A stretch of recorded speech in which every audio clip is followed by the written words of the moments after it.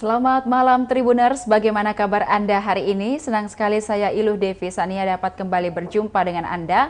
Kali ini dalam program Ngobrol Politik. Nah, di Ngobrol Politik kali ini kita kedatangan Partai Gelora. Dan kita akan membahas terkait apa sih atau bagaimana sih modal dari Partai Gelora untuk raih kursi di Sulawesi Selatan. Untuk itu, pada malam ini kita sudah mengundang Bapak Musakir Ali Jamil selaku Sekretaris DPW Partai Gelora Sulawesi Selatan. Kita sapa terlebih dahulu narasumber kita pada malam hari ini. Selamat malam Bapak. Malam. Bagaimana kabarnya hari ini? Sehat, alhamdulillah. Sehat Pak. Mungkin teman-teman di Partai Gelora sampai lagi, malam ini sudah sibuk. Kapan rencana mendaftar Pak? Rencananya di besok ya. jam 3 sore rencana. Itu serentak? Senasional. Sudah dijadwal juga sama KPU. Baik. Kita sudah koordinasi. Berarti malam ini sedang mempersiapkan untuk pendaftaran besok ya, gitu jadi ya Pak? persiapan teknis aja. Baik. Kalau alasan urusan administrasi sudah beres. Sudah beres dan semoga besok lancar gitu ya Pak. Karena tadi juga kita sudah meliput beberapa pendaftaran partai. Ada beberapa yang akhirnya untuk dikembalikan untuk melengkapi berkas gitu Pak. Tapi semoga Partai Gelora besok lancar-lancar ya Pak. Amin. Kalau lihat persiapan sih insya Allah aman. Tinggal hal teknis saja ini. Baik, mungkin kita juga akan membedah nih Pak, bagaimana kekuatan Partai Gelora untuk pemilu 2024 kali ini. Mungkin ada hal yang baru mungkin yang di persembahkan gitu dari Partai Gelora untuk pemilu 2024 kali ini. Iya, Partai Gelora ini kan partai baru ya. Betul Pak. Jadi ini pengalaman pertama bagi kita di Partai Gelora untuk ikut kontestasi politik di pemilu. Dan tentu saja ini tantangan yang besar buat kami untuk menguji bagaimana kerja struktur, kerja kader, dan kerja pemenangan yang sudah kita rancang sejak awal berdiri partai ini ya. Dan ya kita melihat peluang-peluang itu untuk kemudian menjadi eksis sebagai salah satu partai politik yang bisa bertarung di 2024, bisa eksis dan bisa hadir di parlemen pusat insya Allah. Dan pola-pola yang kita coba lakukan adalah pola-pola yang kemudian mencoba membuat pemetaan yang lebih jelas terhadap bagaimana keinginan pemilih terhadap atau harapan pemilih terhadap partai politik. Itu yang coba kita pelajari baik-baik, kita baca dan kita respon dengan menawarkan program yang mungkin itu bisa diterima oleh masyarakat. Baik, dan juga memang Gelora berdiri sejak 28 Oktober ya Pak, ya, 2019. 2019. Dan kalau kita lihat mungkin baru 4 tahun, berjalan 4 tahun ya, ini. 3 tahun 3 tahun lebih. Dan mungkin bagaimana kemudian strategi atau taktik dari Partai Gelora sendiri khususnya di Sulsel untuk memikat begitu baik mungkin dari pemuda atau berbagai kalangan untuk memilih Partai Gelora misalnya atau setidaknya yakin dengan partai baru ini gitu Pak. Jadi kalau kita lihat peta politik saat ini di Sulawesi Selatan, hampir kita bisa katakan bahwa tidak ada satu partai politik pun yang dominan. Itu bisa kita ukur dari perolehan kursi di tingkat provinsi ya, karena angka-angkanya cuma beda 1, beda 2 antara partai politik yang lain. Artinya di masyarakat ini sangat dinamis untuk kemudian bisa diyakinkan untuk memilih partai politik tertentu. Nah inilah yang kemudian kita baca sebagai satu peluang besar bagi Partai Gelora ya. Bagaimana kita bisa hadir memberikan satu diferensiasi kepada masyarakat bahwa inilah hadir satu partai politik yang baru, yang menawarkan satu gagasan-gagasan baru dan pola pendekatan yang baru dalam berpolitik. Nah, sejak itu kita kembangkan pola-pola itu dan alhamdulillah respon masyarakat sangat baik ya. Karena itu juga tergambar dari antusias masyarakat untuk bergabung dengan Partai Gelora. Sekarang kan di Sulawesi Selatan ini keanggotaan kita sudah di angka 70.000 lebih ya. Ukuran sebagai partai baru itu luar biasa. Dan yang juga membuat kita sangat senang ya, karena karakter orang-orang yang bergabung itu bermacam-macam, mulai dari orang tua, milenial, terus perbedaan profesinya, mulai dari pengusaha, kemudian mahasiswa, ada ibu rumah tangga, ada pokoknya macam-macam. Itu yang kemudian kita mikir bahwa ada peluang besar bagi Partai Gelora untuk mencoba bersentuhan dengan masyarakat, meyakinkan untuk bisa dipilih nantinya. Betul. Ya, Baik. strateginya saya kira ini yang sedang kita jalankan, tapi secara spesifik mungkin seperti itu cara pembacaan kita dengan karakter pemilih yang ada sekarang. Baik Pak, ini di pemilu kali ini ada kesempatan bagi perempuan untuk 30% dan juga ada pemuda. Mungkin dari Partai Gelora sendiri bagaimana dengan ketersediaan itu mungkin Pak? Mungkin sudah kalau kita lihat atau seperti apa? Kalau kita lihat keanggotaan, keanggotaan Partai Gelora itu dari kalangan perempuan itu hampir sama dengan jumlah laki-laki ya. Keanggotaannya jumlah laki-laki dan perempuan hampir sama. Yang kedua, level pemilih milenial yang bergabung di Partai Gelora itu juga jumlahnya signifikan. Artinya cara kita berkomunikasi dengan milenial itu diterima. Makanya sering sekali kita melakukan satu diskusi, dan diskusi itu bukan di tempat-tempat yang serius. Ya memang tempat berkumpulnya anak muda, di kafe dan sebagainya. Di warkop gitu ya Pak. Kita buat sentuhan yang agak berbeda. Selain bicara tentang partisipasi politik, kita juga tawarkan satu event yang itu juga membuat dia merasa bahwa Gelora ini bisa menjadi harapan bagi anak muda untuk berkiprah dalam dunia politik. Kan ini tantangannya juga, karena mengajak anak muda untuk berpolitik itu juga betul. Itu juga tantangan besar itu, karena ada sikap apatis ya terhadap melihat situasi politik.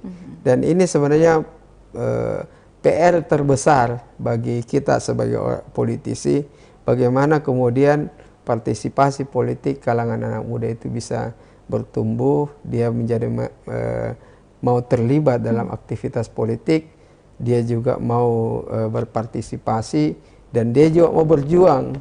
Makanya di caleg kita juga itu banyak kalangan milenial. Terus perempuan di caleg kita itu lebih dari 30% yang proporsi dari perempuan itu melebihi dari standar KPU.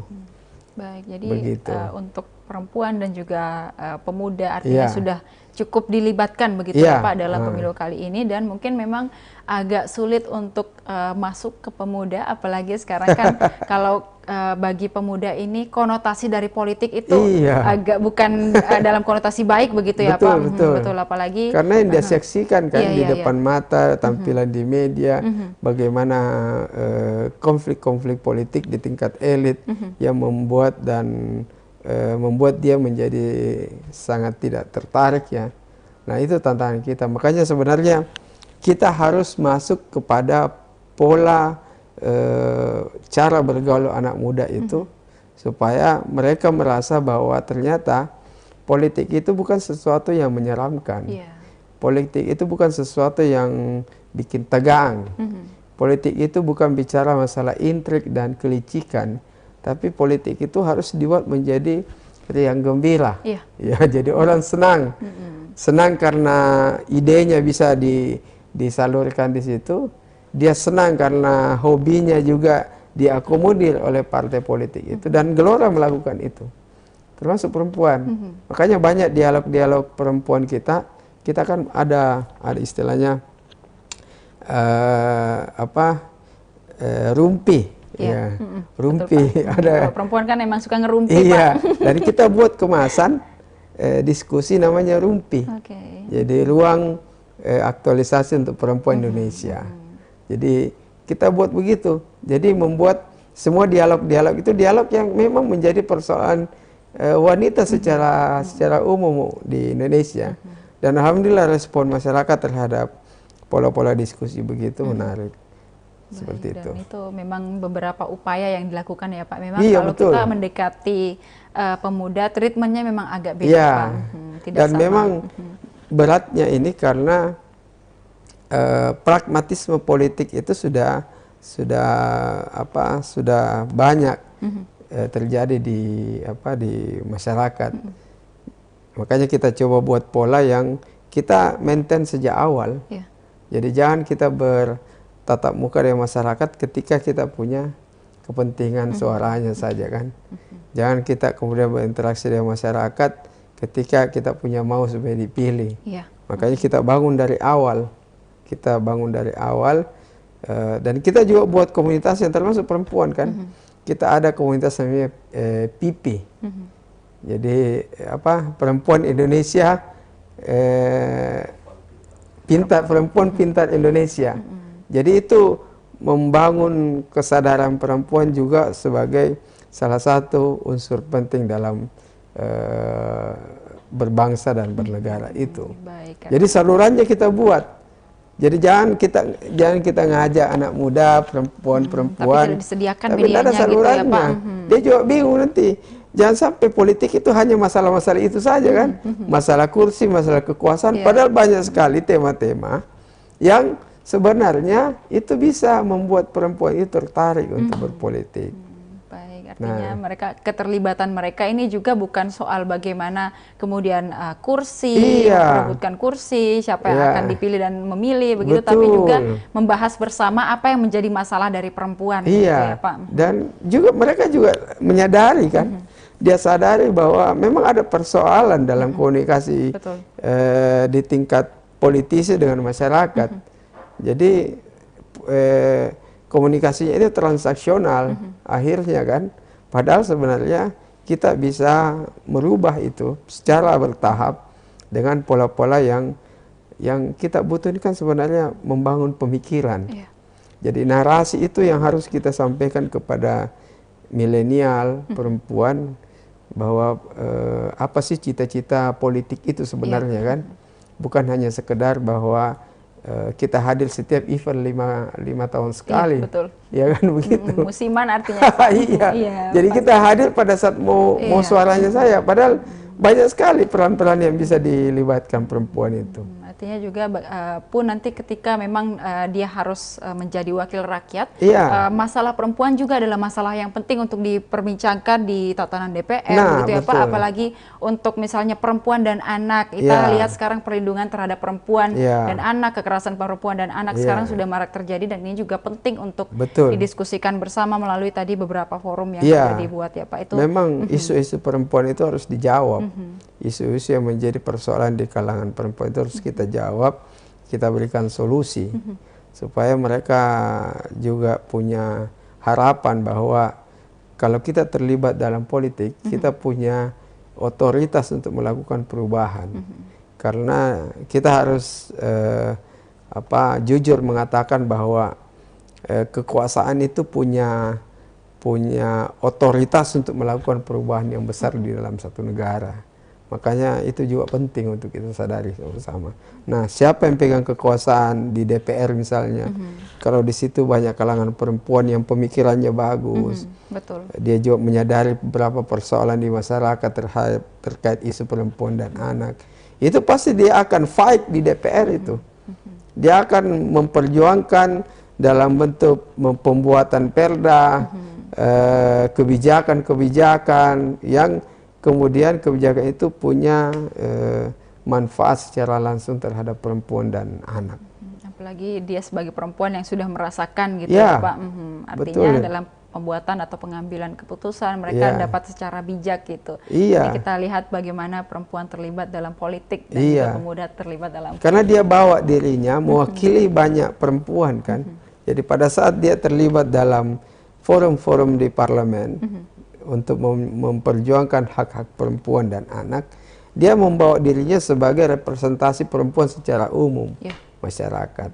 Dan itu memang harus kita kasih ruang yang besar. Baik, mungkin Pak, dan juga terkait bagaimana Partai Gelora kemudian mengajak perempuan dan pemuda, mungkin kita lihat ini adalah strategi atau cara-cara yang memang treatmentnya beda gitu Pak. Nah, mungkin untuk kedepannya nih, kita juga kan akan menghadapi masa kampanye nantinya pada November, 28 November mendatang, itu 1 bulan ya setelah ulang tahunnya Gelora.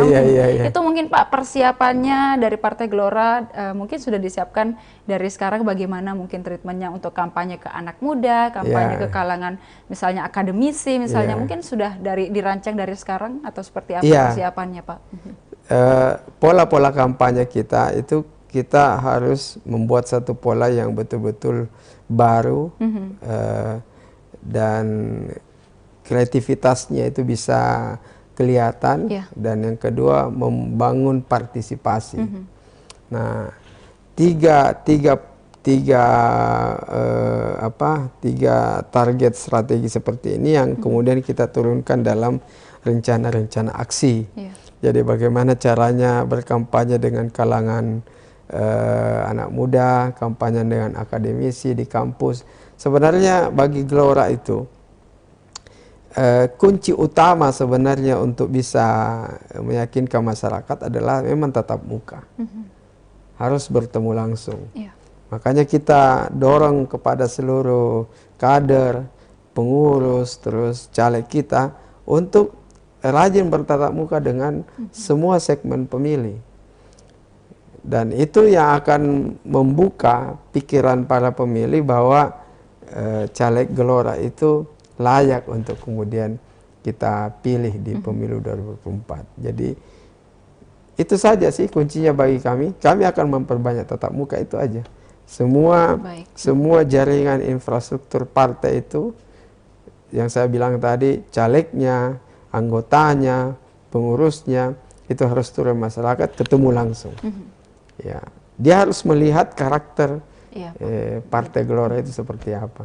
Jadi bukan datang di sana sekedar bagi-bagi sesuatu, atau datang di sana untuk mengumpulkan terus beri janji-janji. Tidak. Kita mau supaya tatap muka itu membangun kedekatan. Kan tantangannya ini yang kita butuhin sebenarnya ada awareness, ada tingkat kesukaan. Jadi kesukaan itu muncul sebenarnya karena ada interaksi. Betul Pak. Jadi tidak mungkin kita suka orang kalau tidak pernah interaksi kan. Nah itu yang kita mau bangun. Jadi dia tahu Gelora, kita bawa interaksinya, dari situ nanti pilihan akan jatuh kepada Partai Gelora. Baik Pak, memang bertemu secara langsung tatap muka itu beda rasanya. Kalau kita lihat di misalnya melalui televisi atau media-media, dan itu citra dirinya seseorang itu akan beda Pak. Kita lihat kalau di media dengan ketika kita datang langsung, mungkin ketika di media dia digambarkan dengan orang yang tegas begitu, tapi ketika ketemu langsung, oh ternyata orangnya ramah, lembut seperti itu. Jadi itu akan beda ketika kita ketemu orangnya langsung, bisa langsung nyaman gitu atau seperti apa. Tapi Pak, kita tidak memungkiri bahwa derasnya penggunaan media sosial sekarang, tentu juga Partai Gelora memanfaatkan hal ini untuk bagaimana dekat dengan pengguna media sosial, khususnya anak muda. Mungkin ada hal yang dilakukan dengan derasnya arus informasi, mungkin akan ada hoax atau ada beberapa kabar-kabar yang tidak baik yang mungkin menimpa Gelora nantinya. Mungkin ada hal yang dapat ditaktisi dari hal ini. Jadi memang ruang digitalisasi ini sejak awal sudah kita declare ya. Partai Gelora itu adalah partai digital. Kenapa? Karena kita ini diberikan dikukuhkan sebagai partai politik itu pada saat zaman COVID. Jadi pola digitalisasi sudah terbangun dari situ. Akhirnya dalam keberlanjutannya kita rapat pakai Zoom dan sebagainya. Oleh karena itu, karena kita sejak awal mendeklar Partai Gelora ini adalah partai digital, maka seluruh sumber daya yang kita miliki harus bisa beradaptasi dengan pola digitalisasi itu. Jadi setiap kader, anggota dan pengurus serta caleg itu dia harus punya interaksi langsung dengan netizen ya di sosial media itu dengan ada punya akun sendiri, kemudian dia tampilkan apa aktivitasnya, dia sampaikan pemikirannya lewat situ, kemudian dia bangun interaksinya dengan followersnya di situ. Dan sejak awal juga kita sampaikan bahwa setiap kader, pengurus dan caleg itu adalah brand ambasador partai. Jadi dia representasi partai, baik secara pribadi dia mewakili partai itu. Jadi di mana dia misalnya dia aktif di sosial media, dia datang dan membawa misi partai itu. Nama baik Dia partai juga. bawa nama baik partai, misi partai, cita-cita partai, dan itu yang kita lakukan. Makanya kita ada sebenarnya kita kan setiap anggota itu ada istilahnya itu training kepemimpinannya. Itu yang kemudian di situ diajarkan kepada mereka apa sih cita-cita besar dari Partai Gelora, apa narasi dan gagasan yang akan disampaikan yang diperjuangkan Partai Gelora. Begitu. Ya, artinya setiap anggota harus jadi brand ambassador di sosial media. Artinya setiap anggota adalah, kalau kita lihat anggota ini adalah representasi dari Gelora itu sendiri. Jadi dia memang harus tadi diberikan pelatihan, diberikan banyak bekal untuk bagaimana terjun langsung. Diisi kepalanya. Betul Pak. Jadi kalau dia berinteraksi dengan netizen atau followersnya, dia bisa menjelaskan secara sederhana apa yang menjadi cita-cita Partai Gelora.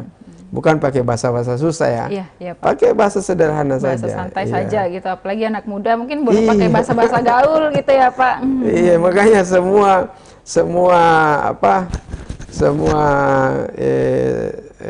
sosial media itu kita manfaatkan. Mulai dari Instagram, Facebook, TikTok dan sebagainya itu, akun-akun pribadi dan akun partai official itu kita buat untuk itu. Apalagi Pak, sekarang di sosial media itu banyak komen-komen negatif mungkin, atau komen-komen yang menyerang baik secara personal ataupun secara langsung ke partai, itu mungkin dalam menghadapi hal itu Pak, dari Partai Gelora sendiri seperti apa? Saya kira kalau ada kritik dari masyarakat atau netizen terhadap pemikiran Partai Gelora, saya kira itu bagian dari diskusi ya. Ya, kita juga tidak memaksakan pemikiran kita bahwa itu adalah yang terbaik, tapi kita akan buka ruang juga kepada masyarakat untuk menawarkan pemikirannya. Kan sebenarnya lebih enak kita itu berdebat dengan dasar berpikir yang dalam terhadap sesuatu kan. Kalau dia juga punya dasar berpikir yang bagus, itu tempat kita untuk oh ternyata perspektifnya ini bisa juga kita pakai untuk melihat situasi yang ada kan. Jadi begitu. Jadi benturan-benturan pemikiran itu penting supaya diskusinya menjadi lebih kaya, pengayaannya jadi lebih luas begitu. Artinya dari komentar itu kita bisa melihat apa sebenarnya yang jadi problem masyarakat. Kayak misalnya Pak Fahri Hamzah ya kan, yang hampir setiap hari kita saksikan tampil di media. Ya, saya kira setiap pemikiran yang disampaikan Pak Fahri Hamzah itu mungkin tidak semua orang bisa terima. Tetapi tidak terimanya orang itu bukan tidak terima karena dia tidak suka dengan Fahri Hamzahnya. Dia hanya belum ketemu dasar berpikir Pak Fahri terhadap satu persoalan. Itu kan? Nah, kalau semakin lama dia membangun interaksi itu lewat sosial media, dia akan menjadi lebih paham. Dan sebagian orang saya tanya, memang ada banyak pemikiran Pak Fahri Hamzah itu yang kemudian awalnya menjadi kontroversi, setelah dalam perjalanannya itu bisa diterima oleh masyarakat. Dan dia membenarkan, oh benar tahu ini Pak Fahri ini caranya menyampaikan ini. Begitu situasi yang ada. Itu kalau kita pintar memanfaatkan sosial media dan perkembangan teknologi gitu ya Pak, semoga kita dapat yang baik-baiknya, semoga selalu kita dapat terus laksanakan gitu. Dan kalau ada mungkin komentar negatif, jangan lihat dari negatifnya, tapi biasa. Kalau semua orang, kalau semua orang positif, jangan sampai kita jadi malaikat. Nggak ada salah ini. memang kalau semakin tinggi Pak, semakin banyak juga Iya, anginnya kencang. Betul Pak. Nah mungkin kalau kita boleh tahu nih Pak, kalau dari Partai Gelora sendiri nih berapa kursi yang ditargetkan begitu untuk DPR Sulsel dan juga provinsi DPRD Sulawesi Selatan? Kalau kita target optimis, minimal optimis ya. Jadi target minimal tapi optimis itu 1 kursi per dapil. 1 kursi per dapil. Jadi kalau di provinsi ada 11 dapil, ya insya Allah dapat 11 kursi. Itu sebagai partai baru lumayan lah. Dan itu target minimal optimis kita. Termasuk di DPR RI kita juga seperti itu. Dan memang sejak awal kita menyusun satu formasi Bacalek, itu formasinya formasi yang memungkinkan untuk mendapatkan kursi itu. Makanya strateginya teman-teman di Bacalek itu bukan persaingan antar caleg, tapi bekerja sama antar caleg. Jadi kan sebagian orang mengatakan bahwa sebenarnya caleg itu lawan realnya caleg itu temannya sendiri kan, sesama caleg di partai itu kan. Tapi kita coba rubah mindset teman-teman caleg bahwa caleg itu adalah teman kita bekerja sama untuk mencapai cita-cita itu. Kalau di dalam kita saling baku gesek terus, pasti dia berimplikasi terhadap mungkin saja orang di masyarakat mulai kenapa antar caleg Gelora ini baku gesek di lapangan, dia akhirnya jadi tidak apa lagi, tidak nyaman ya, akhirnya dia alihkan pilihannya ke orang lain. Tapi kalau di lapangan dia bekerja sama, membagi basis bekerja sesuai dengan di mana dia kuat, dan itu secara otomatis pola kerjasama itu terbentuk. Jadi kita pahamkan sejak awal bahwa di tim caleg itu adalah kita satu tim dan kita harus bekerja sama. Cita-cita kita bagaimana Gelora punya kursi di dapil ini. Seperti itu. Artinya kerjasama. Kerjasama. Kan kerjasama antar caleg gitu. Iya. Ya, bukan persaingan. Jangan baku gesek, karena kalau kita ikuti pemilu-pemilu yang lalu kan, sebelum-sebelumnya ya antar mereka sih baku gesek. Makanya sejak awal kita sudah bilang jangan ada yang kita minimalisir antar caleg itu menggarap wilayah yang sama. Ya, jangan menggarap satu RW di situ ada 3 calegnya Gelora kan, pasti bagus gesek. Kita coba atur baik-baik, gitu. Dan teman-teman caleg itu paham, dan mereka insya Allah dengan semangat. Ya kita harus juga sadari bahwa Partai Gelora ini kan ya caleg-calegnya bukan caleg-caleg kayak partai lain ya, yang duitnya banyak. Kita ya sedang-sedang aja, tapi memang kita dorong supaya lebih bagus bangun interaksi dan tatap muka masyarakat ketimbang kita menjanjikan di akhir sentuhan-sentuhan duit misalnya kan.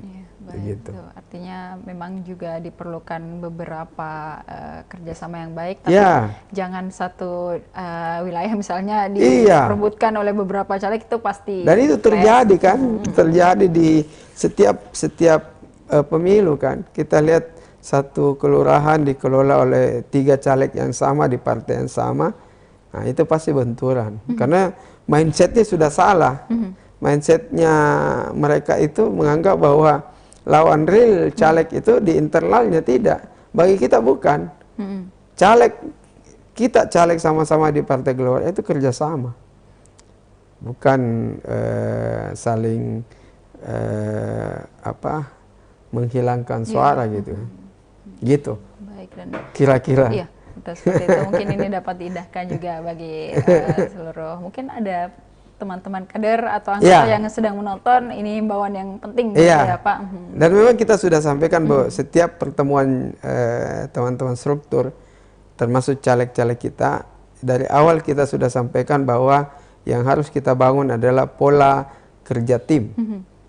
Jadi kerja tim, karena yang kita targetkan adalah bagaimana kursi itu ada, dan caranya ya kita harus sama-sama membangun kerja yang saling mensupport satu sama lain. Baik, Pak. Masalah siapa yang dulu itu urusan lain. Betul. Mungkin Iya. kalau dari Partai Gelora sendiri melihat untuk saat ini, sampai saat ini kita kan masih kurang lebih Ya berapa bulan ya? berapa bulan begitu menuju ke nanti ke 9 pemilu bulan 2024. Kalau orang mungkin atau masyarakat menganggap ini masih lama, Ya. 9 bulan. Tapi kalau kita sebagai orang yang terjun langsung mungkin Ya. ini bukan lagi waktu yang lama Ya. dan bisa bersantai-santai, berleha-leha mungkin begitu, Pak. Ya. Kalau melihat animo untuk pemilu tahun ini atau di 2024 ini seperti apa, Pak? Mungkin keikutsertaan masyarakat, interaksi masyarakat seperti apa hingga saat ini? Ya memang kalau saya lihat partisipasi pemilih ya dari tahun ke tahun sebenarnya dia stagnan ya. Tidak ada hal-hal yang spektakuler yang membuat partisipasi pemilih itu jadi bertumbuh lebih besar. Rata-rata di 60 sampai 65% partisipasi. Itu karena ada sebagian masyarakat yang menganggap bahwa dia datang memilih atau tidak itu tidak akan terjadi perubahan buat dirinya dan buat lingkungannya kan. Dan itulah kenapa saya sampaikan bahwa ternyata ya pemilih itu yang mau disentuh dengan pikiran-pikiran itu sebenarnya banyak. Itu populasinya besar. Yang mau disentuh dengan transaksional itu paling di angka 15 sampai 20% dan 80% ini kan peluang kita ya. Kalau sejak awal kita mengatakan bahwa no money politics misalnya kan, kita harus berpikir bahwa kita harus fokus ke 80% orang itu. Gimana caranya? Ya tatap muka. Kuncinya nggak ada lain. Nggak ada rumus lain selain tatap muka. Kalau memang kita ingin masyarakat menilai kita sebagai caleg yang layak untuk didukung. Kuncinya cuma tatap muka. Begitu. Saya rasa juga sekarang pemilih-pemilih sekarang itu sudah pada pintar juga, Pak. Betul. Tidak banyak lagi yang mengandalkan money politik misalnya. Ini juga perlu kita, mungkin dari Partai Gelora sendiri juga sudah memberikan edukasi bagaimana kemudian menolak money politik dan beberapa kampanye-kampanye yang dilakukan. Istilahnya menyeleweng lah dari hal yang harus dilakukan. Betul.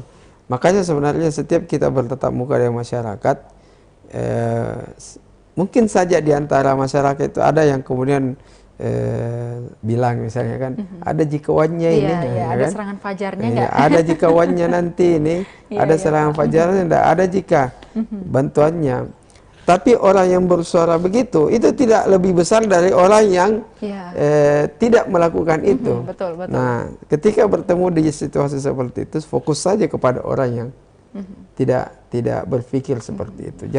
Jangan masuk di wilayah atau di situasi yang kita juga tidak nyaman dengan seperti itu, dan itu juga membuat pemilih jadi tidak ada edukasi, jadi begitu kan, transaksional jadinya.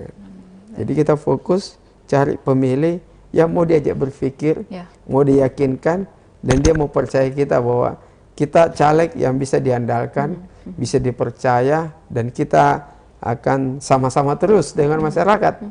Jadi jangan setelah terpilih, nah lupa mikir, ya kan? Makanya tagline sama terus itu penting itu. Jadi ada akhirnya terbangun kepercayaan bahwa dengan kalau kita pilih caleg ini, kita tidak pilih untuk di hari pencoblosan saja, tapi dia akan bersama kita sampai 5 tahun yang akan datang, selama 1 periode dia bertugas. Itulah istilahnya tagline-nya sama terus. Artinya tidak sama-sama pas kampanye saja, gitu ya Pak. Nanti butuh suara baru sama-sama tuh. Nanti setelah terpilih tidak sama-sama, Dan ini juga yang mungkin perlu kita pahamkan kepada masyarakat, karena kadang ada yang merasa bahwa saya golput aja deh, nggak ada serangan fajarnya nih, golput aja deh, suara saya siapa sih? Saya cuma 1 orang nih, kalau saya tidak memilih apa pengaruhnya? Dan yang berkata begitu mungkin ada 1 juta orang gitu ya Pak. Ini kan kita besar juga, yang tidak populasinya kan. Betul. Itulah yang dianggap pemilih yang kita partisipasi menjadi rendah karena itu kan. Jadi dia merasa bahwa politik itu tidak kemudian memberikan manfaat apa-apa secara langsung kepada mereka kan. Yang dia saksikan selama ini misalnya dalam dinamika politik nasional di media massa, di sosial media dan sebagainya, itu tidak menggambarkan bahwa ternyata elit politik itu tidak dipikir jike. Yang dipikir itu gimana caranya bisa dapat kekuasaannya kan. Betul. Iya, itu yang kemudian kita coba edukasi. Dan memang intinya harus tatap muka. Baik tatap muka secara langsung kayak face to face begini, atau interaksi lewat sosial media.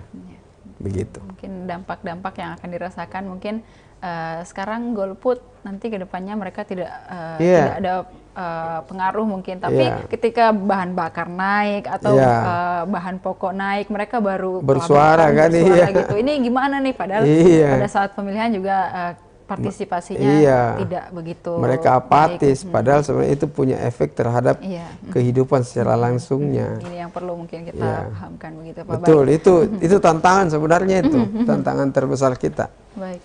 Meyakinkan orang untuk mau berpartisipasi dalam pemilu.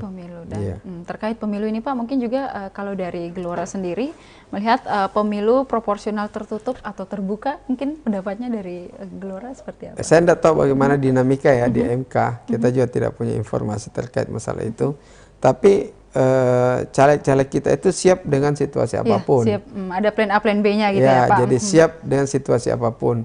Dan sejak awal kita sudah yakinkan bahwa iklim kompetisi di Partai Gelora itu akan selalu ada, baik itu dengan sifatnya proporsional tertutup, apalagi terbuka kan, sudah pasti. Tapi kita yakinkan bahwa siapapun yang punya suara terbesar dan dapat dukungan terbesar dari masyarakat, dia yang akan pasti duduk.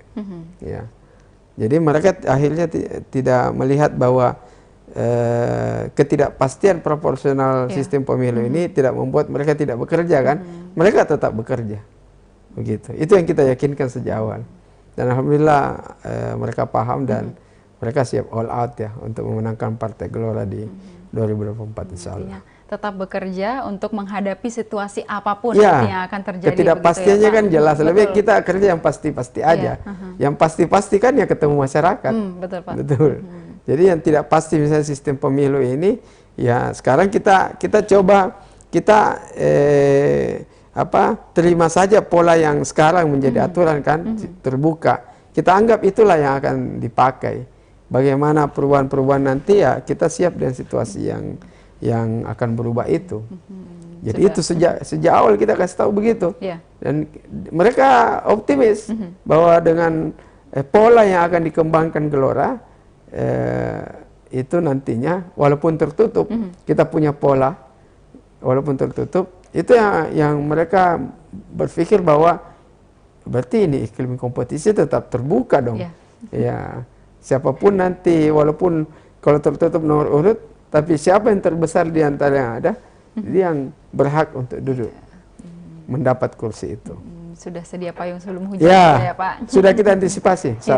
Baik. Mungkin Pak, untuk terakhir untuk menutup perbincangan kita pada malam hari ini, mungkin apa harapannya Bapak dari Partai Gelora mungkin untuk anggota atau kadernya, kemudian juga kepada masyarakat dan seluruh pihak yang berpartisipasi. Kita semua berpartisipasi dalam pemilu 2024 kali ini. Silakan Pak.